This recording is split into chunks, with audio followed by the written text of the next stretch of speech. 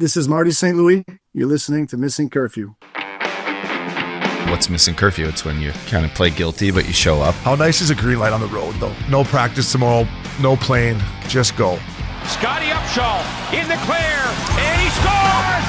Right in front, scores! A few laughs, a little bit of fun, and obviously a lot of hockey talk. You're listening to Missin Curfew.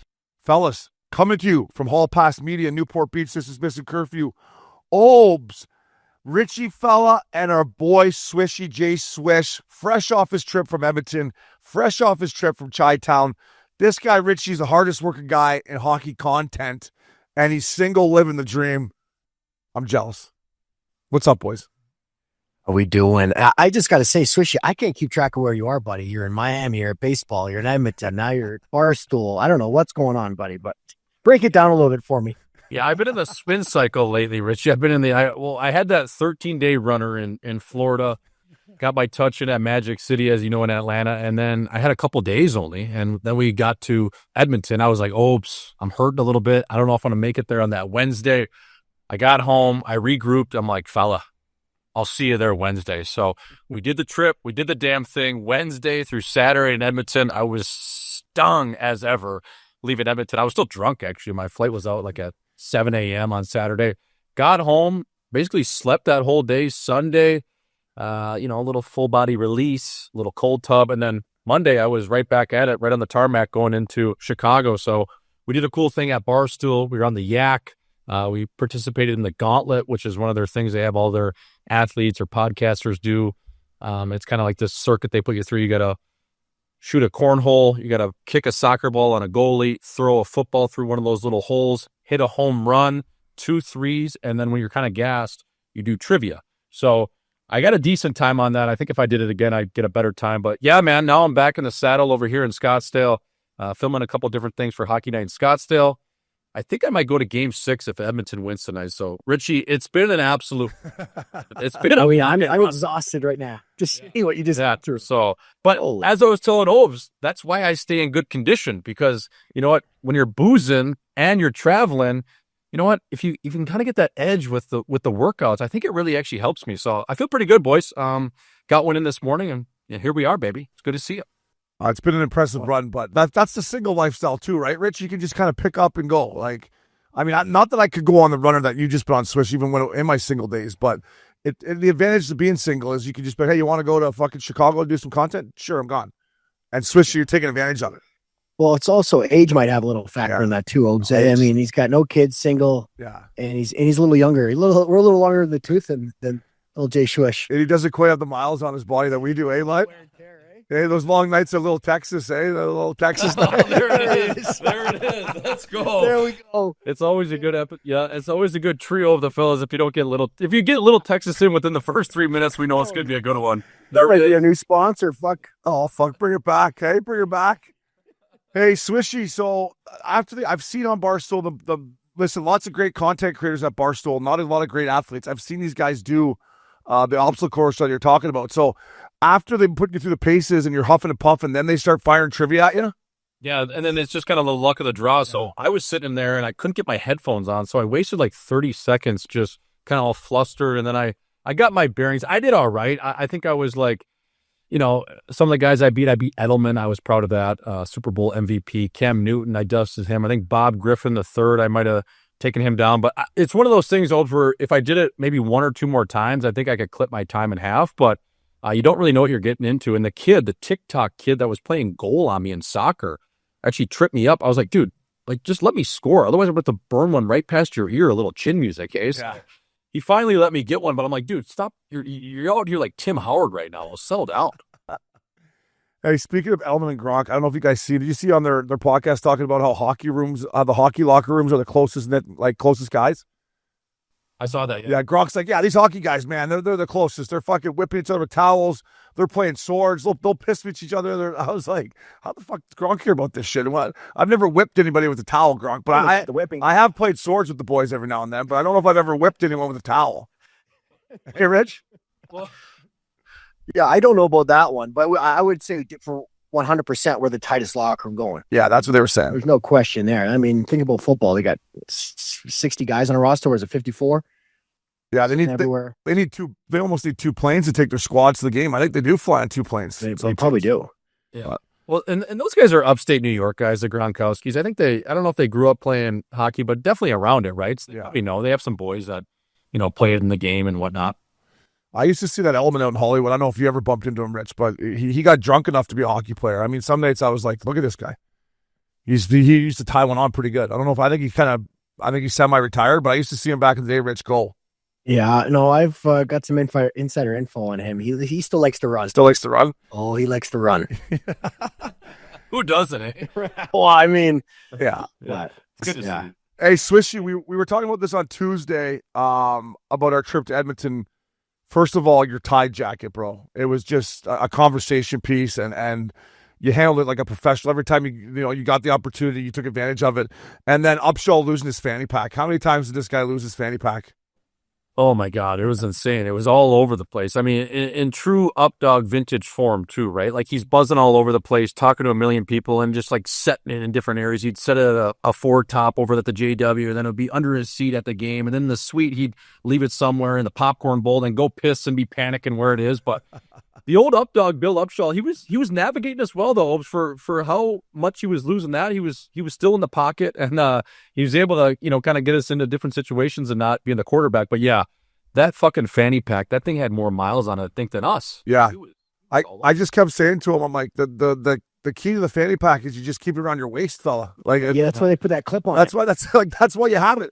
You just leave it on there, bud. Just put it on. It's not hard to figure out. Like, I mean, just keep it around the waist, and that's why they invented the fucking things. But it was hilarious. And then I woke up to a text of him. Swish the morning I got up for my flight. You were already gone. My flight was at like 10, so I was up at 8. A little bit earlier. I'm in one. I look at my phone. It's just, he's like, I lost my phone. I don't know where it is. I can't find it. I'm like, dude, Godspeed, my friend. It's every man for himself now, brother. Yeah. Hey. It's Saturday. It's moving day. Good luck out there, brother. Good luck out there, brother. But, Swishy, I appreciate you coming, buddy. You're playing hurt. You battled through for the boys. Fellas, real quick, I went and saw Mission Impossible, The Final Reckoning. First of all, Tom Cruise. I mean, talk about a good workout program, Swishy. This guy, how old's Tom Cruise now? 50-something? Yeah, 57, I would say. Anywhere between 56 and 60. Yeah. Keeps himself obviously in great shape. But, boys, the only thing I wanted to talk to you guys about was some of these predicaments he got himself in. I'm like, okay, how is he getting out of this pickle here, right? Like, there's a couple scenes of, like, how are they going to, he's down in a submarine or whatever like this, and he somehow would just find his way out of it. I'm like, I didn't see that coming. So, of all the pickles he got himself out in, I was like, this guy is a true pro. And the second thing I took from it, shot unbelievable, but he's a savage, man, doing all his own stunts. There's a couple plane scenes in there that are just next level that you could tell it's him. But, man, he got himself out of some fucking real pickles, boys. I'm not going to lie. Shane, real quick, Tom Cruise is 62. 62. Jesus Christ. Yeah. Have you seen, like, those pop up on my feed sometimes when he's on the dirt bike, jumping off the ramps and, like, jumping on the planes? That's 62. 62. He's doing that. He's not doing it one take. No. This is multiple takes to get it right. Like, it's insanity. Are you a big Tom Cruise guy, Swishy, or no? He's a Scientologist, but I'm not going to hold that against him. I don't know, man. He's not, I mean, Top Gun obviously is a hell of a flick. I'm not like a huge Tom Cruise guy. I love him in Tropic Thunder, actually. He's hilarious in that movie. No, I wouldn't say like, if I'm looking at my big board of actors, I'm like, yeah, I'm a huge Tom Cruise guy. No. What's his character in Tropic Thunder? West something Goldman. Something Goldman. What is his name? They're doing a movie just on that character, by the way. They should. They are. I'm pretty sure they are. What's his name? Les Grossman. Les Grossman. Yes. There we go. Oh, what a pull. He's unbelievable. He's just got the big paws in the movie too. Hairy mitts. He's like, who's got a stirred fist? Who's the director? It's the key grip. Punch that man in the face. I just want to, one more thing about Tom Cruise. Days of Thunder. You ever seen that old? Oh, I love that movie. Love Days of Thunder. Love that movie. One of my favorite scenes in that movie is when he wins his first race and they're riding in the truck drinking moonshine and they get pulled over by the fucking hot cop and he comes over and does his pants. I'm like, that's a good team guy there. And then fast forward when he gets in the accident, he thinks the doctor's the same thing. He's like, whoa, fella, this is not a drill. And the Kidman's just like, the great flick. Have you seen Days of Thunder, Swishy? No, I haven't. I got to watch that. You got to watch it, buddy. When's the last time you guys have been to a movie? That was the first time I went to a movie. It's been a fucking minute. You ever go to the movies, Rich? You're too busy, huh? Well, they did a movie in the park last night here at Pine Canyon, so we went and watched Coco in the park, a little kids animated movie. But I haven't been in the theater in forever. Coco, hey, Grant Fuhrer, Coco, baby. Grant Fuhrer story or what? Swishy, what about you? Ever take a girl on a date to a movie theater? It's not a bad date spot because you don't have to talk. Yeah, it's been a minute. There's actually a nice theater up here in North Scottsdale at the Kierland. It's a little bit more expensive. They charge an arm and a leg, but I don't know, man. I always had like that. Just going to like a regular AMC, I always have that just irrational fear like this place is going to get shot up. So I tend to stay away from the movies. I don't know why. Maybe that's because That's not good. It's a good reason. It's a good reason. Right.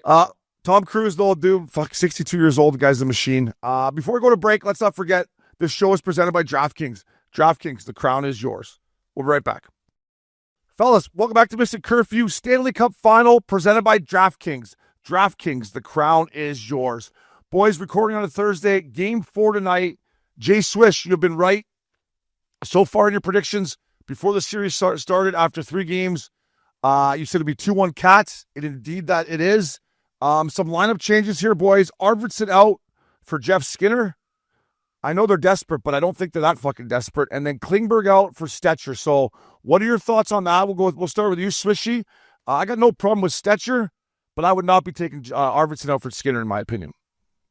Yeah, I think with Stetch, first off, if we're going to start there, I think, where Klingberg is needed, especially offensively, puck moving, maybe he struggled a little bit in the last few games where he hasn't been up to snuff, and Chucky Knobloch is like, okay, well, let's put something a little more sturdy back there. He's probably what he's thinking, more of a pit bull, more of a guy that can go into the fight, especially how Florida played last game with kind of dragging him around, bullying him a little bit. Yes, Stetchy's only 5'9", 5'8", standing on a phone book, but I think he's one of those guys that's not going to shy away, Obes.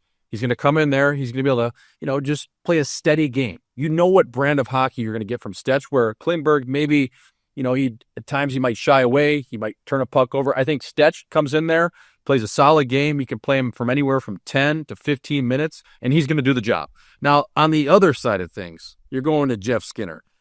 I don't know about this move, fella. I mean, the last game he played in Dallas, he did score a goal.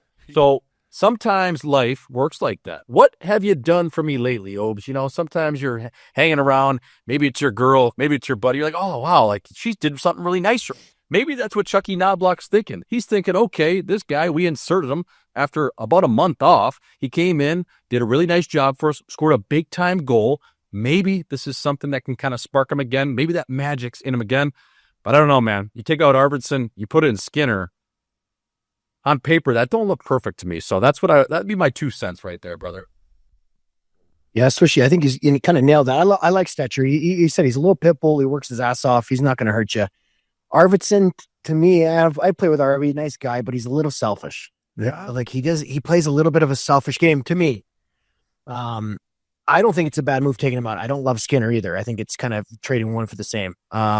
If it was me coaching, I might look to this. There's this young kid named Matty Savoy. I might look to a young guy like that to bring some sparks. Here we go. Going up. Boy, down the depth chart a little bit. I like that, Rich. A young kid with some. Looking at this kid. This kid's a high profile American League scorer. He's played some games up top. I don't know. Maybe some just give you some juice. I don't know that Max Jones. I don't know what's going on with him. He's a big, heavy body that can hit. Yeah, he's hurt or banged up. No, I'd rather have that. Yeah, and I'm with you. And I thought about Jonesy, and I can relate to this. The coach is probably a little worried about throwing him in because he'll probably take a couple dumb penalties, right? Yeah. And that's from a guy like myself who took too many dummies. That's the only thing about Jonesy is if you're an odd block, you're like, can I throw this guy in here down 2-1 in the final? Hasn't played all playoffs, but I like what you're thinking, Rich, though. A younger guy to bring him in that's going to be super excited to play, that maybe doesn't know the moment. It's just like, fuck, what an opportunity, And like Skinner came in and scored a goal, but the rest of his game in Dallas was he was almost a liability out there personally. Yeah. Well, you're talking Klingberg there, right? No, I'm talking Skinner in his game against Dallas where he scored early and then a couple plays on the wall. I think I texted you on the team text. I was like, what is he doing there? Like, you got to get that biscuit out. Well, I don't think he's the answer, but I hope I eat my words. Thanks. Obviously, I took Edmonton to win this game, but I'm not holding my breath on him. Yeah. So Corey Perry, my Conn Smythe bet gets stung here. Corey Perry has been bumped down to the 4th line. They're going Nugent Hopkins, McDavid, Brown, Kane, Draisaitl, captain, Skinner, Henrique, Frederick, Paul Colson, who's been awful, Janmark, and Pears. So I'm with you. I got the Oilers tonight. All three of us agree Oilers going to get it done tonight. I think McDavid has a big night. I think he has a real big night. I think Draisaitl bounces back. They're the two best players in the planet. Well, McDavid's the best. Draisaitl top 5. I think they take over the game tonight, and they have to, in my opinion. Yeah, No question. starts with their power play. I really think they need the first one too, just to kind of settle the nerves. Yeah. Get them into the game. They got whacked last game. Let's get the first one. We can build some confidence from there and kind of see what happens. Get rolling, baby. Yeah, and I think it goes without saying, this is a game where you got to stay out of the box for them. They can't feed them. They kind of let Florida's power play get going by getting so many penalties last night, the other game. You know what I mean? They're taking too many minors. Just go play hockey. Stop worrying about the other shit after the whistle. Play between the whistles and outskate them, outplay them, outskill them. That's the way they're going to win this game, I think. Yeah, I think you're going to see their most disciplined game. And from everything I heard coming out of Florida's, presser this morning, I heard Paul Maurice and Aki say the same thing. They're like, we're expecting their best game, their most disciplined game. And the Cats, I'm sure, will be ready to rock. So we'll see how it plays out tonight. Moving forward here, boys, NHL Awards are tonight, Thursday, June 12th at Fontainebleau. So there still is an award show, or what's going on? Because I just see these awards being given out, surprising guys. Cale Makar's playing golf. He's making the turn. Next thing you know, the Norris Trophy's in his backyard. What's going on with the awards anymore? Do you guys have any ideas? Is there still a show? Okay, fine. No, I kind of found it weird that they gave him the trophies already. That's what I mean. I'm like, what's going on here? I mean, maybe the boys are just sick of going to Vegas after a long year. I don't know, but I always thought the award show in Vegas at the end of the year was always a good thing for the NHL. And I get it. If you're these guys that have just played a long season or you're a superstar, you might not want to slide in for a night or two. But, I always liked the NHL Awards being after the Stanley Cup Final in Vegas. The boys walking the carpet. You get the celebrities to come in. I always thought it was a good look for the league, Rich. Yeah, and I think if it was me running it, I would try to parlay that with the draft. Maybe do it the night before the draft or 2 nights before the draft, because everyone's in town anyway when they do the draft. Just maybe do it then. Have the guys fly in, do it quick, and you're done. But I kind of think it's a kind of a good way to cap off the season. You know what I mean? So I've always enjoyed it. They always got I think did Cons host it one year? He definitely presented. He definitely presented an award. I don't know if he ever hosted it. Why don't they get when they did it in the past? They always got respectfully a D-lister. They could get someone big time to come in there and host it. Or they just Gary didn't want to dust off the Amex and probably didn't get that bit of views, or what was going on? Because I feel like the NHL Awards at the same time you could muster it up to something. They've got Isaiah Mustafa. He's in The Cross. Who? Yeah, he's the host. He's some actor from the show The Cross. Right. I've never heard of the show. Yeah, see, so they are still doing some kind of a show. So these boys like that, you're up for the Hart, they got to go in. How many awards are left? The Hart, Vezina. Have they named anything else? How about the William Masterton, the Billy Masterton? Yeah, you teed me right up. Loops was up one year for the Masterton coming off back surgery, so we all went into Vegas, and me, him, Cons, Uppy. What a weekend it was! What a fucking weekend it was! I'll tell you that, it was unbelievable. No, unbelievable. No, that was great. Loops never won, and he didn't win, but he, finalist. And then we just had good. It looked sharp. What did Yuri Hoodler do that one year? Did he go no shoes or something on the? Yeah, he went no shoes, and then he went a text. He's like, I got a text from Johnny Gaudreau saying, "Hey, don't tell Bob, or if you don't tell Bob, I went out." And then 2 minutes later, I got a text from Bob Hartley saying, "Hey, you better make sure Johnny Hockey's not out," or something like that. That was his joke he cracked, but he went up there no shoes. Unreal. Yeah. What a fit thing. That takes a set of kahunas, doesn't it? Oh, he doesn't give a fuck. No, he doesn't. Dude, I'll never forget Hoodsy. He invites me and my girlfriend at the time over for dinner, and all the wives. It's like a couple's dinner, right? 10 couples or whatever. And his Czech girl cooks the entire dinner. And then dinner starts. I'm like, Hoods, where's your girl? Oh, no, she's not eating with us. She just cooks the dinner. I go, what? He goes, yeah, no, she's fine. She's in the room watching the show. She's just eat and have a good time. I'm like, he's like, yeah, that's how it works. Don't worry about it, Robs. I'm like, so she cooked the whole dinner. She's not going to eat with us. She's like, I'm like, is that the Czech way or just your way, Hoodsy? He's like, no, that's how we do it in Czech. I'm like, I don't know about that, fella. I think that's just maybe how you're rolling, Hoods. If that's the case, I might find a Czech girl. Go to Prague. There's a ton of them there. Czech. You can come back with a kink neck. You come back with a kink neck. Out of Prague. Yeah. Prediction though, who's going to win the Hart, boys? Who would you? I think it's going to be Hollaback, but who do you guys think gets it done tonight for the Hart? I don't know. Are you going to give it? the vote for sure was in before the regular season, right? Yeah. So, I mean, I would give it to Cooch, but I just think the way he plays the game, he's the most valuable player to his team. I think you can make an argument for a couple other guys, but to me, I would love to see Cooch. I don't know why the league has a little bit of a bias against him, or, maybe it's because of the All-Star game antics, but me, I would like to see Cooch get it. But maybe you're right, Opes. It might be Hellebuck. What do they have any finalists, or is it just? It's the finalists are Kucherov, Draisaitl, Hellebuck. Yeah, I think it goes to. You're probably right with Hellebuck. I like Draisaitl though, but yeah. Cooch already won the Ted Lindsay, which is voted on by the boys, which is the ultimate compliment. So I don't know if those go. But then what's the media get?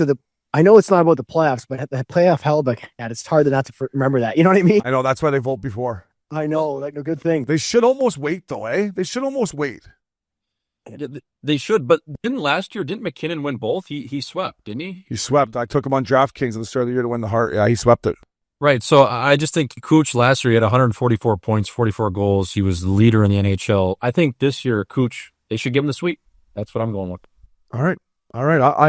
I wouldn't disagree, and Coop would agree with you there. Anytime I talk to Coop about Kucherov, he says everything that you just said there. So, Fontainebleau, I've been there once in Vegas. It's a brand new spot. I don't think it's doing too well in Vegas. So maybe the NHL can bring it some juice tonight, boys. Swishy, as we move on, get this guy Labatt Blue, fella. Brought to you by Labatt. With Labatt, you can buy beer and get gear. Go to their website, snap a photo of your receipt, and upload it to gain points towards exclusive merch. Folks, any size, any product, anywhere you're buying Labatt. Sign up at rewards.labattusa.com, Chippewa Street. Oh, what a read. What a read. I cannot wait next year to get pinned with you boys on Chippewa Street. Shotgun and Labatt Blues. Just might be too cold. We got to do them quick before they freeze on us, eh? When Buffalo in December, like, oh, fuck, shotgun that one, fella. I was really hoping for maybe in October. Well, I know we had two options of that. Well, November or December. November, they're playing the Bucks. December, they're playing Bengals. So I thought Joey B, eh? That's nice. That'll be a good game. I'm gonna go in there, and I'm going in with some fur. Yeah. I'm gonna have a mink on for sure, 100%. I'm going straight players ball. Yeah, you are, boys. Alpaca. Yeah. little chinchilla, eh? Out in a foot. Lot that shit. So get this guy Labatt Blue. Sticking with the awards, boys. I'm going to dish out two. We just talked about him. Cale Makar, his second Norris Trophy. I watched the Avs as much as anybody this year. He had an unbelievable season. McKinnon last year was their MVP. I would say this year Makar was their MVP. Everything he did, just the way he dictates the game, it's well-deserved for him. Get yourself a Labatt Blue. And then one of my former teammates, Sean Monahan, won the Bill Masterton. Guy's been through a lot. We all know the tragedy that happened with the Gaudreau brothers at the start of the year. Everything that team went through, everything that Sean Monahan's been through personally to bounce back. He's a great kid. I got to know him when he was a rookie in Calgary. So, Monty, get yourself a Labatt Blue, fella. Good for you and good for the Columbus Blue Jackets. Richie, what are you dishing to? Oh, I'm going to go with a former teammate as well. I'm going to throw one over to Anze Kopitar, who just won the Lady Byng. Had a hell of a year with the LA Kings. I don't know how he's still doing it. I think it's his 18th year in the league and still putting up great numbers. One of the best guys you could ever want to meet. Amazing family. His wife, Enos, is amazing. And he's a true gentleman of the sport. I want to throw one more quick one. I was on the fence of doing this one, but I want to give one more beer to Jordan Martinook. Carolina obviously didn't finish where they wanted to, but the way he plays, he's the heartbeat of that team, in my opinion. And if a lot of the guys followed his game, they'd probably be still playing. But anyway, Marty, have a great summer, buddy. Grab yourself a beer. Hey, they leave an all-star break. They should have the Lady Sting Award. Back, whoever's piss is stinging the most. But I just thought about it on that spot. How many Z-Packs you need after your fucking all-star break, huh? You get a free prescription for the year, but quick oil change. Yeah. Anyways, I'm going to slide a beer and happy early retirement. An icy cold Labatt Blue to Chris Kreider. He's got 2 years left at 6 and a hook. He's packing his shit, boys. He's heading across the great country of America. And he's going to Newport Beach to join Obes. He's going to the Ducks. Obes, Ducks like rain. Chris Kreider likes rain. So not sure how they're going to be in the next couple of years, but Kreids, kick the feet up, baby. Get on the beach. Toes in the water. Ass in the sand. Grab a Labatt Blue, fella. You earned it. Yeah, enjoy the vitamin D out here. The taxes are just as bad as fucking the state of New York. And listen, if anyone knows Kreider and needs a house, my girl Mac Miller, she's a real estate agent, so don't be afraid to reach out here, eh? Trying to pay some bills around here, Rich. Eh? Shit's getting expensive, fella. Eh? No kidding. It's getting expensive. Come on. Should do a hell of a job. Right now though, they got her on these lines I'm seeing here. They got Kreider with Zegras and Cogliango. Wherever Sam, is that how you say his name? Colangelo? Thank you. Colangelo. God, did I butcher that one? Listen, I think, first of all, Verbeek's bringing in the old Rangers, right? He gives Stromer a big ticket, brings in Trouba. Now you got Kreider. I'm all good with veteran guys being surrounded with these young guys. And I do think living out here with not being in the pressure of New York, no media, you can live out here in Newport Beach or wherever you want to. They got a great practice facility now, great park. I think I get what Pat Verbeek's doing. Kreider obviously had a terrible year last year, but 2 years ago, I believe he scored. Did he get 50 2 years ago? Yeah. Yeah. Yep. And he single-handedly took the Canes out of the playoffs. Yeah. Well, the fact that they couldn't score, too, they helped out. Yeah, true. What do you think? Rich is a guy who's won one. I like bringing in veteran guys, and I think, like I said, living out here in the lifestyle, I think you might be able to squeeze a little more juice out of Kreider. Well, I mean, he could still skate. That's the biggest thing that goes is your legs. I think he's going to have a great year. Coach Q is amazing. He's going to let him play. Not a ton of structure offensively. Just do your thing. I think that team, this is a team I watched a lot the last couple of years. I think this team's going to be really good in like 3 to 4 years. Next year, I think they're a team that pushes for a playoff spot. Yeah. I really do. Yeah. I really do. I think they have some of the best young D in the game. I like that. They're young centerman, McTavish, and what's the other kid? Leo Carlson. Reminds me of a little bit of a Kopitar-ish. I just think that they're up and coming team for sure. I would agree. And Swishy, before I turn over to you, and I love Zegras. I think he's a good kid. I mean, he's killing it off the ice. What is he going to turn into? What do you do with Trevor Zegras? I think is Pat Verbeek's and Coach Q's still biggest concern. Like, what is he like right now? You on this depth chart, you got Trevor Zegras as your third line center, Stromer as your fourth line. Like, can Zegras be a third line center, or do you move him for another kind of meat and potatoes third line guy that's maybe more of a veteran? Swishy. Well, I think if you're, Patty Verbeek and you're Joel Quenneville, you're hoping you can get his game up to a level where, it was his first couple of years in the league. Now, that only increases his market value, not on only on the team, but just throughout the league. So if we're looking to move him, I think you want to get his game up to where you think it could be or you're hoping to get it to. So that way his market value increases. And in case you do want to exchange it for, a different, grittier player, a younger prospect, whatever it may be, or a veteran. I think that's probably the biggest focus, the first half of the season for Zegras. Like, let's get this kid out of the gate. Let's get him playing good hockey, playing the right way. And then from there, we can make a decision on him moving forward. Is he a part of this solution, or are we going to part ways with him? I think that would be the biggest thing for me. You know what I think? Like, obviously Zegras is no Patty Kane, but you got to think Zegras grew up admiring Patty Kane, right? And if Coach Quenneville could use some stories or situations, or, hey, this is what I told Kaner, Z, or this is what Kaner had to do, maybe that could motivate him, Rich, because you got to believe that Trevor Zegras looked up to Patty Kane. You literally took the words out of my mouth. Yeah. He reminds me so much of Patty Kane. Yeah. And you said it. Quenneville had him. I would, if it was me, I'd move him over to right wing. I'd put him on his off wing like Patty Kane. Let him play. You need him up in the top 6, I believe, with that skill set. Yeah. For him to really, take off. But I think you said that's perfect. I think you got to let this guy, Coach Q get his hands on him for a little bit and see how he responds. Yeah, and listen, I respect Pat Verbeek for trying to get competitive, right? You need veteran guys to be competitive in this league. A change of scenery helps guys out, and their career earnings are starting to get up there. I mean, they got Killhorns, who's got some nice career earnings. Kreider's got some nice career earnings. Trouba, Gudis, Gibby, pretty good. Yeah, and they're going to see someone at free agency too. Good team dinners there, eh? Boys can pull the Amex out and get the nice bottle of wine. Yeah, don't be chintzy, eh?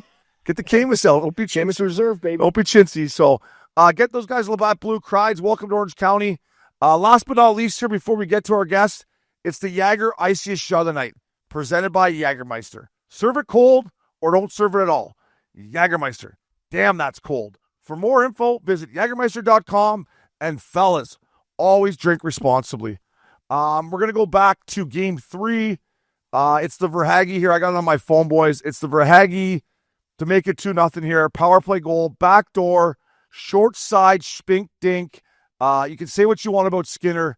That one is a goal in any league, as we used to say, Richie. And I remember I saw the clip of him coming back to the bench and Evan Rodriguez going to Verhaeghe. What a fucking shot. And anytime I see forwards, especially skilled guys, saying that to other guys, like that's when you realize how quality of a National League shot it was. Skinner couldn't have that one. Under the bar. That was a National League shot, fellas. Fucking no kidding. The whole sequence was National League, wasn't it? Oh. And then that shot is a lefty. That shot when you hit that perfect, Obes, I love that. It's my favorite shot in hockey. Board over someone's, what a shot. I'm watching it right now. That's unbelievable. And anytime I saw that short side, I was like, maybe I can slide her there. And I fucking missed her high. I off the glass, fuck around the net, around, back check, skate, Rich, skate, go, go, go. That's the old free breakout pass. Yeah. You're a guy that, you got 1 or 2 goals on the year and you're trying to just put that thing upper 90 just where grandma hides the cookie. Right? You just see that little light. You're like, I could fit that there. Oh no. Tink Cup, I got that shot. Well, quit fucking around and do it then. But yeah, what did you think about that, Verhaeghe? That's as good as it. I mean, this kid is so clutch, Swishy. Like the last 3 years, and even in Tampa when they won their cup, I know he was young, but this guy is, when he gets it in a scoring position like that, all he needs is the size of a puck to snap it home. Yeah, it's just that flick of the wrist, and it's always coming off like a little knuckly or just got some side jizz on it. Like it's just placed so perfectly, and that's as sexy as it gets, Obes. That is National League. Yeah, that's South Beach. That's South Beach style, right? That's down in South Beach on a Saturday night. That's straight to 11. Get her going. Holy fuck. Hey, pick what you want in here. Turn your phone off and just go to 11 and just have a time. Yeah, we got everything on this charcuterie board, whatever you need. Boys, always fun stopping around with you fellas. Listen, we got Hockey Hall of Famer, one of my favorite teammates ever, and the head coach of the Montreal Canadiens, Marty St. coming at you next, fellas. Welcome back to Missin Curfew. Updog Richie fella, one of my favorite teammates. He finally answered your text to come on. Yeah. No, I was like, Marty, is that still you, fellas? That's still you. But listen, on a serious note, I got traded from Anaheim to Tampa my rookie season, and I walked into this dressing room, and I didn't know anyone, and these guys are a couple years removed from winning the Stanley Cup. You got Vinny LeCavier, Brad Richards, Dan Boyle, and the list goes on, and I was a little intimidated, and this guy couldn't have been a nicer guy to me. So the head coach of the Montreal Canadiens, Hall of Famer, Marty St. Marty, good seeing you, buddy. Good to see you too. Yeah, I mean, I'm happy that you kept grinding at it, but yeah, it's still the same number. But we did. I do respond way more than you give me credit for. No, you do. No, it was fun playing with you as well, Ob. It was. I remember when you came in, and I didn't know much about you, obviously coming from Anaheim, but I remember Torts being really excited about the deal, and he was like, "This guy's a player." He kept telling me so, and he was right. Yeah, a player that needed a little guidance. Say, Marty, you need a little guidance, but a little guidance. Yeah, I mean, I try to keep you between the lanes, but I think the fact that you were willing to go outside every now and then, both on and off the ice, I think it made you as something. It made you the player you were, and I think you need some of those guys on your team. Marty, the story I tell people when I first met you, I flew in from Anaheim and you guys played that night, and I got in right near the end of the game, and I went in and I saw Torts, and then I came in the room after, and you came in with your gitch on, your cut off shorts on, and the quadzillas were flying, and I'm looking at you like, but maybe I'm not working hard enough here. Like, look at St. Louis quad. So do you still have the quadzillas, or have they calmed down a little bit? Because those babies were money makers. Yeah, I mean, I was blessed with great genes. My dad had huge legs, big quads, big calf. I want to say that I worked hard to keep him or make him bigger. I would say I still have them. I don't think they're functioning at the same rate that we were. I still work out, but train totally differently. Those days are over, and thank God. Marty, as a coach right now, are you a guy that likes to get in there early, work out, like the Brindamores? Because you were, I mean, as Ovi's saying, just to stick on your regimen. I know it's changed, but are you a guy that likes to get in there and challenge some of the players and show them that, hey, I'm a coach, but I'm still going to challenge you boys in the gym here? Not really. Like I like to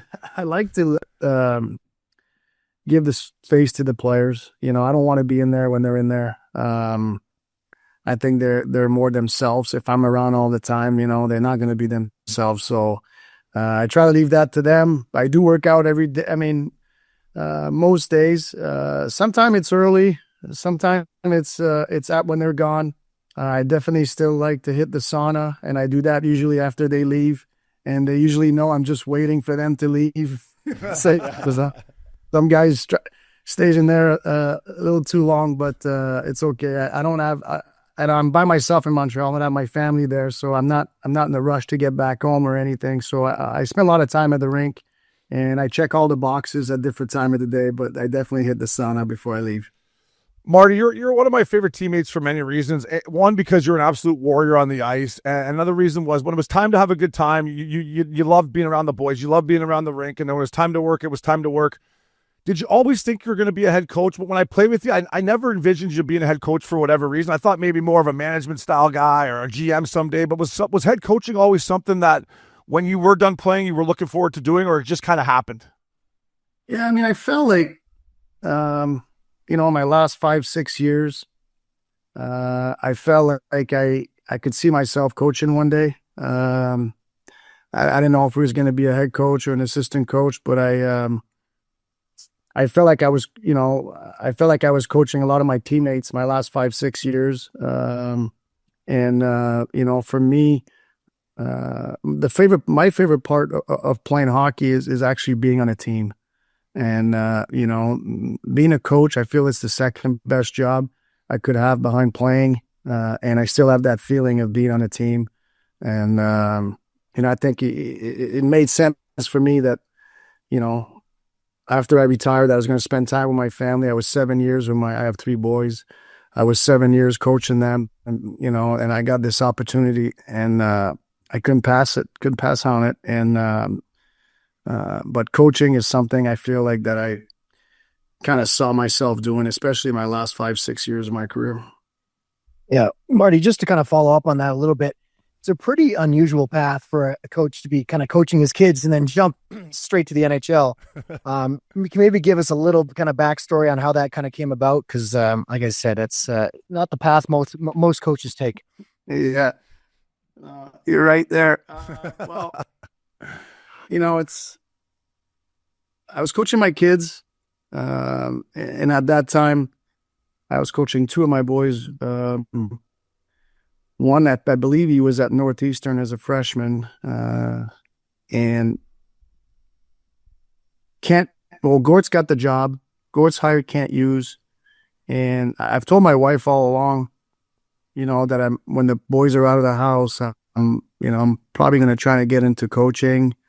And if there's any way I leave the house a little earlier is if I get a head job. And I said, don't worry, that will never happen. And sure enough, Ken gets hired, and Kent and I were actually coaching against each other in youth hockey. And I've known Kent for many years. Kent's from Montreal. He was Vinny's agent, so I saw Kent quite a bit. We developed a relationship, I want to say, last 10 years, coaching against each other. Both our boys went to the program together, the national team program. So I would see him a lot, talk hockey with him a lot. When he got the job, I felt like, maybe he's going to consider me, but it was definitely a different path, that's for sure. But I felt at the time, the experience I got just coaching the youth. I mean, the NHL, I know it's older, but there's a lot of youth in the league. It's not very different, like in terms of how you approach a 16 years old, 19, 20, 21-year-old. I mean, I feel for me, respect doesn't have an age in how you approach things. And I didn't realize how much it would prepare me for what was next for me, especially how young our group was in Montreal. But it actually prepared me quite a bit. Marty, I got to ask you, Richie played for Torts in Vancouver. I love John Tortorella. Obviously, you love Torts. You won a Stanley Cup with him. Did you pick his brain for advice when you first got in there? Do you ever reach out to Torts? And more importantly, do you ever have a little John Tortorella in you behind the bench when you snap sometimes? You can be like, okay, I can see what Torts was talking about back in the day. If I have some of that in me? Yeah, if you have some of that in you. No, I would say I'm a little different. But same kind of, I feel like I've learned a lot from Torts, the core values and how he runs a team. I mean, of course, sometimes is there emotion in my tone? Absolutely. But I learned a lot from him, and he was one of the first call I made when I made the drive from Connecticut to Montreal, 6-hour drive. Torts was on my list to call. He was one of the first one. Asked for sure for advice. I still lean on him. I talk to him, 3, 4, 5 times a year. About hockey, obviously, but also about life. I have a lot of respect for, how long he's been in the game. I don't think people totally appreciate the human behind, the guy behind the camera all the time. He's a great man. Learn a lot from him. Yeah, that's well said, and I agree. We all still love Torts. I still text him all the time, bug him here and there. But so you're telling me if you went out and laid an egg in the third period in Buffalo, you wouldn't tip over the Buffalo wings like Torts did on the boys? Is that what you're telling me? You wouldn't dump the Buffalo wings? I'm like, Torts, not the Buffalo wings, fella. I mean, some of the guys still ate him off the floor. Yeah, me and Wazzy. Wazzy's like, I'm fucking eating that. I'm like, me too, buddy. Grab a clean one. It's not gonna stop you. Go ahead, up. Luckily for us, but not luckily, but the league has changed. There's not many, plates of wings waiting for you all the time. It's a little healthier right now. So, it's different, but I have my ways, but flipping the wings wouldn't be it.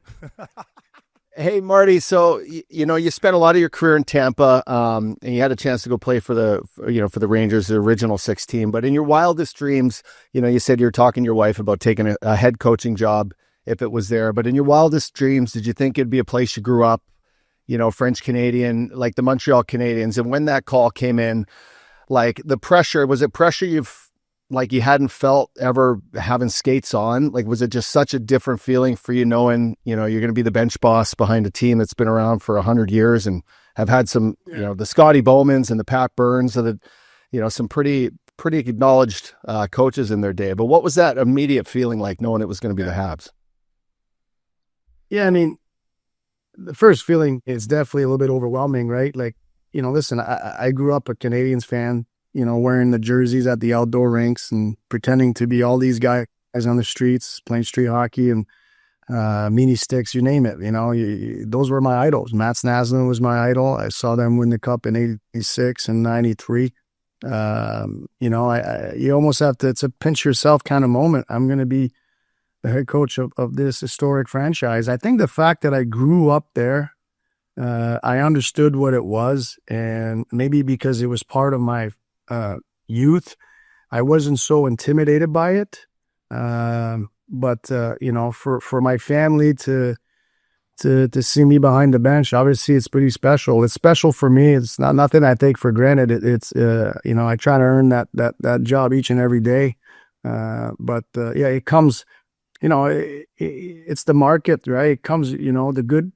There's a lot of good, and when things go bad, it's equally can go that way as well. But I think I grew up with that, reading the papers in Montreal at 10, 12 years old and seeing the cover and, it comes with it. And I think I was groomed for it, just being around it as a youth. And then, being a guy that was, in my career to talk to the media a lot, and I think the one thing that again, you talk about the youth hockey I coached, but also I did a lot of speaking engagement when I retired, like motivational speech, work ethic, whatever, leadership, and speaking to companies and, big crowds.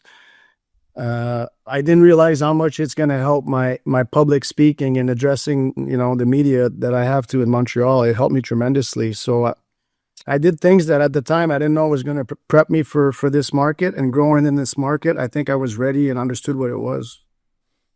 Yeah, Marty, just to stay with the coaching a little bit, I'm always curious on how coaches kind of pick their assistants. And, I know you surround yourself with some former players. You got Robidas, Lutowski, and I know you had Burr, and I think he's in the minors now, coaching. But I'm just kind of curious on that process and how you go about picking your assistants.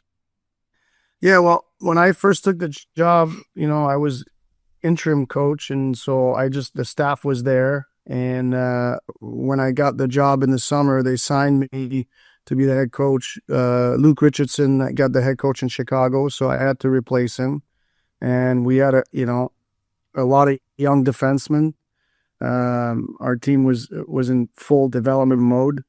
I remember playing against Stefan Roberda, his path to the NHL, soft-spoken guy, a worker, very smart. He was my first call, and he was coaching midget AAA, so with same path. And I feel like I want to surround myself with guys that understood the youth and that can help develop these young guys. Trevor Letowski was already on the staff, got to know him, very energetic and very driven and very detailed. So for me, we created a relationship right away. Obviously, I think as a head coach, you want to surround yourself with a staff that you can trust, that have your back, but also will challenge you on some whether decision or ideas you have.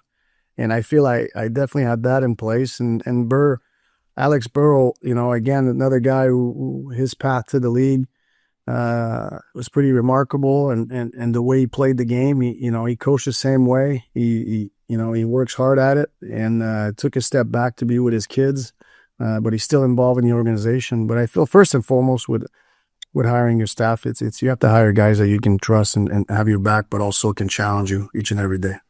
Yeah, absolutely. Is Robidas still wearing that cage? I don't think I ever played that, so I need to have a cage on his face. Well, you would wear anything as long as he didn't miss a game. Yeah, exactly. That guy wasn't scared to block a biscuit, was it? I remember him he would just block everything. I'm like, you can just box out and let the goalie like Turco see that, but he would just get in front of everything. Oh yeah, no, he's a special human. If you're gonna have Uppy's gonna start coaching his kid here soon, because all these guys are getting jobs in the NHL. Updog's gonna be out here with the junior Ducks coaching Beckham, being like, I'm one phone call away from being the head coach of the LA Kings here or something. But that's it. Hey, Marty, on the media side, Richie touched on it, buddy. As a former teammate and a friend, you did a hell of a job, bud. I love the way you handled yourself all year. It was great. So good on you, my man. I want to talk to you about your second half. I want to thank you because I was on the right side of it, my man. I appreciate it.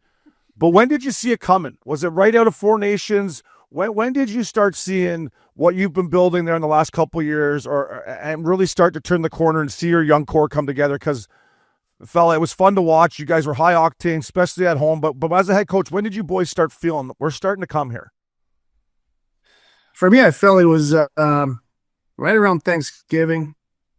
I felt like things were coming together. Not necessarily seeing the consistent result we want to see, but we were competing, and we were doing more things that was going to raise the percentages of winning. Doesn't guarantee it, and you just compound that. The next month, it's just we had a great mid-December on. It was really good, but I felt it was coming before then. And you jump past, took 3 days off at the Christmas break, and then we jumped into probably the hardest trip of the season, when you got to go Florida, Tampa, Vegas, Chicago, Colorado, and you would think that the Chicago game should be the one we win. We lost that game. We lost the other 4. So the confidence was just building as we were, beating some really good team. We had a young group that, and this year for me was just a different stage. Like, I feel the first couple of years I was there, I was trying to teach how we're going to play together. And then this year was kind of a progression. Okay, now we're going to learn how to win, which I think it's 2 different things. And if you try to teach those at once, I think it could cloud the boys' reads. So this year we really focus on, actions on the ice that are going to raise the percentages of winning. And, guys bought in. And then the more we went into the season, the more we were on with that. And obviously coming off the Four Nation break, I think we lost like 5 games in regulation, something like that. We had a lot of wins and lost in shootout or overtime, but we put ourselves in a really good spot to achieve our goal, which was to be in the mix towards the end of the season. And the last 4 games of the regular season was very stressful for our group, because we needed one regular win or help from the other side, but Columbus kept winning. And what made it really hard is Columbus played on our off night, so we can never check out almost. It was hard to not watch. Yeah. you know, but listen, we played playoff hockey down the stretch, and I think it helped us to actually play some pretty good hockey against Wash. Wash deserved that series, but I felt like we battled hard. There was no, I don't think we gave them an easy game. No, yeah, and you're right down the stretch there. It got a little dicey, Marty. A couple nights, I'm like, come on here, boys. Find a way here. Find a way for the boys. You talked about the playoffs, and I know it wasn't the result you wanted, but I'll never forget, Marty. We talked about when I got traded to you guys, and you guys were a couple years removed from the Stanley Cup. We played Jersey in the first round, and we lost in 6. But leaving that summer, the 6 games I played in the playoffs were almost more important than the 80 I played in the regular season. How much experience do you think your boys got from just having the first round experience of being in the fight and feeling what a series in the Stanley? Like, the guys probably left going to get ready for the summer a lot more excited, huh? So, no, I mean, that experience you can't buy, you know? And for me, you know, my own experience, I remember my first experience it was the Devils as well. It was 2003. We lost in 5 after beating Washington in the first round. And my play elevated, probably because the emotion was real. You know, the playoff game itself, you know, you have to raise your level. And what I was able to do is take that level and bring it right to game 1 of regular season. And I feel that's why, like, these reps in the playoffs, I know there's one team that's going to win. Okay. And there's going to be, you know, 15 teams that are disappointed, actually 31 teams. But the 15 teams that are disappointed, all the youth in that team that got to raise their level, that experience you cannot buy. And for me now, it's up to them. Can they take that level, and can they understand that throughout their summer and stuff, and then bring that day 1? And the players that do that, you know, it's usually like, you know, it makes their career, it helps their career. They go to another level that maybe they didn't know they had until they actually got that playoff experience. Yeah, I couldn't agree more with you. And then, you know, down the stretch there, you grabbed your former teammate Brad Richards' tie there. You forgot your tie on the road, and then you grabbed Richie's. And second, do you have a suit guy in Montreal? Because you're looking sharp behind the bench, Marty. I got to be honest with you. I'm like, Marty's, I think you might have a suit guy there in Montreal. But what happened with the tie? You just forgot yours and grabbed Richie's? Well, when I played in New York, I stayed with Richie a little bit. And the odd nights I would stay downtown, because when I got traded to New York, I pretty much lived in Greenwich. We had a house in Greenwich, but there was the odd night that I would stay in. If we had a back-to-back or we were traveling, whatever, I would stay at Richie's apartment downtown. And I remember one night just borrowing a tie, and for some reason it just got lost in the shuffle, and it got like, when I got the job in Montreal, I was going through my tie. I'm like, oh my gosh, I still have that one, and I brought it. And I didn't wear it a lot, but I had it. And this year, for some reason, I just grabbed it, and it got hot. You know? You ain't getting this back, Richie. Yeah. No, he's not getting it back. That's great. Marty, a little bit about your youth. And your, you know, your personnel there. A kid that, you know, just came on the scene this year and had just an insane first year as a rookie, Lane Hudson. What makes this guy tick? Is it something throughout the course of the year he learned, or is it natural ability this kid has? The way he skates is Cale Makar-esque, you could say. It's very unique. But what's your thoughts on, like, this kid's ceiling and just where he's come as a player in his first year, and just how exciting it is that the NHL has these kids kind of coming up that make everyone get off their feet? Yeah, no, I mean, the thing about Lane is I knew about Lane, like, I don't know, my son played at the national team, and they called Lane up. Because my son was in 03, Lane's in 04. So in the second year of my 03 over there, they called up Lane for the second half of the season. So I saw Lane play many times, and I knew how good he was offensively. And I think I didn't see him play a lot at BU, but I would see enough highlights to see that he still had that. And, you know, but I think the question mark with Lane was, can he defend in this league, you know, his size and stuff. And for me, right away, training camp, I saw how much he competed on the other side of the puck. He competes really hard. He wins a lot of battle, but he does it his own way. You know, he understands his leverage. He's a smaller guy. And for me, like just seeing how he valued that part of the game, the stuff he does offensively, you almost have to stay out of the way. As long as he still, makes the decision that's going to, raise the percentages of us winning games. But, there's certain players that sometimes you just got to stay out of the way a little bit. They're creative. As long as they have in the back of their mind, they're going to take care of the team also. I'm fine with that. But I was, from the start, I wasn't surprised the kind of year he put up this year. He's a very dynamic player, but I think is as good as he is, the thing that separates him, I think, from players, it's how much he works on his game. It's every day, all day. And I know there was times where we had optional or days off, and he was going on the ice, and I wasn't gonna put my stick in his wheels. If that's his. If that's where he's comfortable, if that's where he deals with the pressure, the stress going on the ice, whatever, like so be it, And I think we'll learn to manage that as he gets older.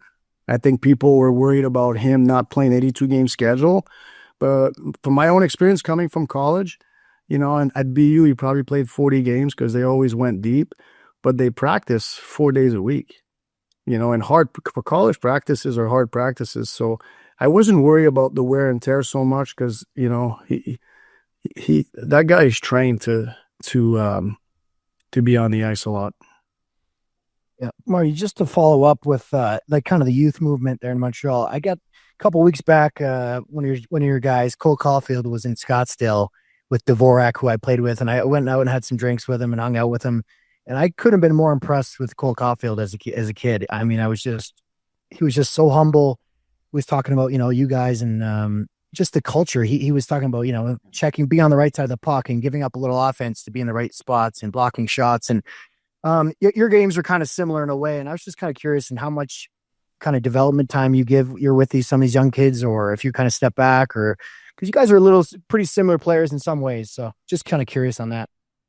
Yeah, no, I think the thing with Cole is, first and foremost, like he's a very enthusiastic kid. And to me, like enthusiasm is the gas that you need for the season, so he puts a lot of gas on that, and it's contagious. I think it helps with the day-to-day of the NHL. And you can see it trickles to the rest of the team. So that starts there with Cole. And when I took the job and for me, building relationship was my priority, steering the culture in the right direction. I think the hockey was secondary, and then the hockey started eventually. But, I remember having talks with Cole. I'm not going to teach you how to score goals, but I'm going to help you to get more chances, and I'm going to try to help you to become a complete player. And that's what you need, to win in this league. So, I see Cole very similar in the sense of his biggest assets, like a Stamkos. I played with Stammer for, 7 years maybe. And, when Stammer came in the league, he was a goal scorer, didn't right away, but it didn't take long, and he started scoring goal, and, and eventually he just developed, his playmaking ability. I think I helped that. I think Cooch helped that, but also he became a 200-foot player. And obviously the run they had in Tampa with him, speaks volume. And, I see like Cole a similar path than that. We'll never forget how to score goals. He's going to keep becoming more complete, and he's on the right track, and he's very receptive. And for me, everything starts with his enthusiasm each and every day. Yeah, Marty. He's certainly listening to you, that's for sure. Yeah.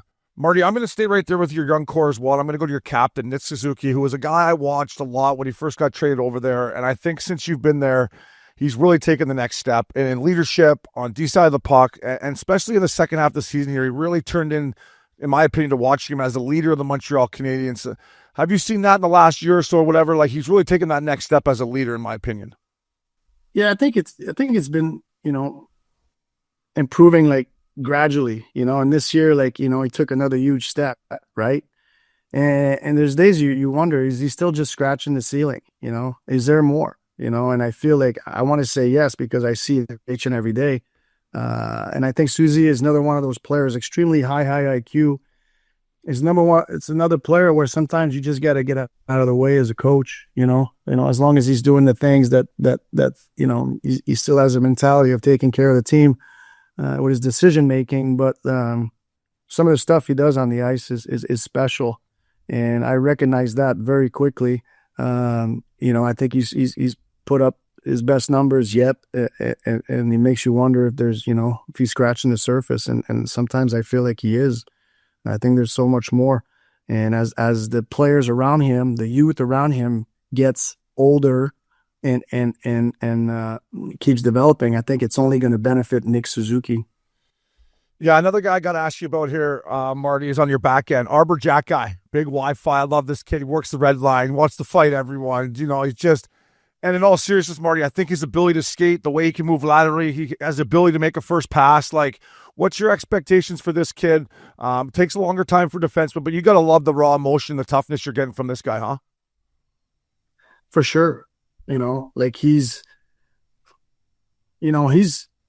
another player with that. To me, like he's come a long way.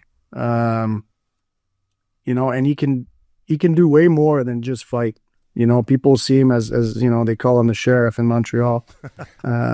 He's very good at that, but there's a lot of other stuff that he's very good at as well. And I think as a defenseman, especially a young defenseman, the hardest part of the league is defending in short space, reading the rush and all that. And that's going to keep, you forget that he's still very young, and that's going to keep improving, but he's got a nice package, and alone without his toughness and his, obviously he can fight, but take that out of the equation. He's still a very, young, promising defenseman. And, if he has to fight, he will. But he's learned to pick his spots. When he first came in, like he felt like he had to do that, and we try to remind him that it's part of the game. But you got to play the game that's in front of you as well. And he's learned to pick his spot. He's a lot of fun to coach too. Yeah, last one for me on the Habits, Marty. Then I got a couple things back in our tenure as teammates together, fella. I'm just curious. Your off season, are you reaching out to your guys? Do you leave them alone? Are you going John Tortorella style on Shane O'Brien, call me every week just to remind me that I'm fat and I better be in the gym? Or in all seriousness, what's your off season like? Do you trust your boys? Do you check in? How's that work for a head coach? Well, I feel it's such a different time now. I think the guys are at it, close to 12 months. I would say maybe 11. It's rare that guys don't come to camp in shape. But I'll talk to them at the end of the season. I've gotten away of just doing, right when the season's over, right away, have go through the carousel of meetings and everybody waiting and stuff. So I've tried more to let them reflect a little bit, check in with them a couple of weeks after, a longer call or Zoom, where emotions are not part of the equation at that time. And I'll circle back midsummer, check in on them, see how they're doing. But that's about it, And to me, like it comes a point in time, and especially like, we talk about if you want to be a champion, well, you got to act like a champion long before you're going to be a champion. So I think the guys are bought into that, and it's a non-issue, and I'm not going to hold anybody's hands. Yeah. To be better. It's so competitive, and I see it more now, like being on the inside, we draft 7-8 kids a year, and then like, you call up a guy, you watch training camp, this guy's good. Well, this guy's better. It's so competitive. So where's your edge? Where is your edge? And if you lose that edge that maybe everybody is doing, you're behind. And we're not going to wait. Nobody waits for anybody. Yeah. This league is going. Yeah, especially the second bus is going too. If you're on it or not on it, and that second bus is leaving. Hey, hold that fucking bus, boys. Jesus. You're like, wait, so these guys don't like take off till August 1st? Hey, they can't find their gear come August. Where did I put that left glove? It's around here somewhere. I better get out there again. Better snap it around here. Marty, I just wanted to ask you quick, Stanley Cup Finals back in Canada for the second time in as many years. It's been a minute, obviously, since the Cup has been in Canada. Do you recall anything from your trip to the Stanley Cup Final when you beat Calgary, just how crazy Calgary was back in the day? We're going up to Edmonton this week to experience the atmosphere again. But what do you recall from your days, winning the Cup and it being in Canada when you went in there? Anything crazy? Yeah, well, geographically, it was very similar than what's going on now, right? Tampa, Calgary, Florida, Edmonton. Calgary had the Red Mile. It was very busy downtown. I remember being in our hotel room at night, and they've had lines of trucks just driving by and honking the horn to try to keep us up. I think everybody was in, Yeah. All hands were on deck to try to make it hard for the other team. No, it was special to have that opportunity to play in the Stanley Cup Final and having the opportunity to play it in Canada. That was pretty cool. It's going to be the same way this year. These are two very good teams. Hey, Marty, those were prison rules back then. That was the best final ever. Old rules, no holds barred. I mean, your East final against Philly was unbelievable. Torts and Hitchcock going back and forth. And then that final, I just remember your face through the whole course of the playoffs. There wasn't one game or one round where you didn't have something going on. I remember watching as a kid being like, this is a war out here. And you were just out there going to the net, fucking banging them in. I'm like, it was unbelievable. Oh, the hook and hold. Yeah. I had to go, and I was playing right wing, matched up against Robin Regier. Every time you went in the corner, he had this move. He made you feel like you were around the corner, and then he just the can open, dropped the hip. Yeah. Oh my gosh, everything. It was hard. You with that little yellow Easton that we're flying by. The yellow sin bomb and the iTech bucket, no visor. I'm like, that's National League style right there, fella. That is National League. Marty, Richie's got one more for you. Then I got one last little kind of funny one, I think. But go ahead, Rich. Yeah, Marty. You pretty much did it all in your career. You got every accomplishment. You won gold medal, Stanley Cup, Hall of Famer. Is there one thing to you that sticks out that you're the most proud of, being undrafted and making it? What's one thing that you can just really hang your hat on and say, you know what, that's it? It's not easy, I'm sure, with all the accomplishments. But. No, I played with a lot of guys, especially in Tampa, because especially early on, we had some years where there's a lot of players coming through. But I would say that even the players that I'm not close with, that I will see somewhere, they always come up and has a story or two, but they feel comfortable coming and speaking with me, even if I haven't seen them in a long time. For me, what I'm most proud of, I guess, and again, it's my favorite thing about playing hockey is being on a team. I love my teammates, and looking back and the connection I still have, I feel that my teammates loved me as well, and to me that's all it's all about. In anything in life, like, to me, what you really leave is the relationships. It's not all the material, the trophies and stuff that are important. They're part of it, but not as important as the relationship that you build with the people that you go to war with. So for me, I'm most proud of the relationships that I have with many, many of my teammates. Obviously some close ones, but even some guys I didn't play a long time with, I still have a relationship with them. Yeah, that's well said, Marty. Special, buddy. And every one of your teammates loved you. And speaking of being a great teammate, it takes me back to when my 10 years of Lightning was coming to an end. I thought it was just getting going, Marty. I thought I just joined Avila. I'm like, fuck, I'm going to buy a house here. This is going to be sick. We go over to Prague for 10 days, eh? Brian Lawton and the boys want to bring us over to Prague for 10 days. A couple things here. Do you remember when we were going to go play Berlin and our plane wouldn't start? We had to sit there forever and we had to fly in. And we get there and the boys in Berlin were like playing soccer, running around the rink, and they were just fired. They were just ready to go. Oh yeah, and we didn't we lose that game? No, we won 2-1, but right before warm-up, you're like, hey, boys, we better be ready to fucking go here, eh? I just want to let you guys know, I think this team's ready to go. I'm like, yeah, let's get going. And then Kolzig made like 20 saves in the first period. We would have been down 4-0. Did they push the game back or something? Like, yeah, I feel like we were so late.